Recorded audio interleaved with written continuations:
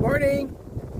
There are 1,337 new real estate brokers who will take their oath sometime in the next week.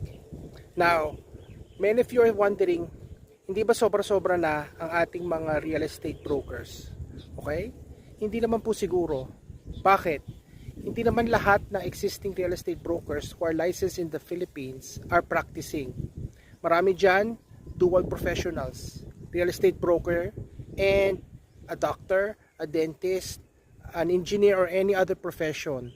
So, multiple professionals po sila. So, hindi naman dapat matakot ang tao na sobrang daming real estate brokers sa Pilipinas. Parang abogado, sasabihin nyo ba na maraming abogado sa Pilipinas? Hindi din, kasi marami nga din na hindi na nagpa-practice. Okay? So, we would like to congratulate everyone and hoping for the best. Bye for now.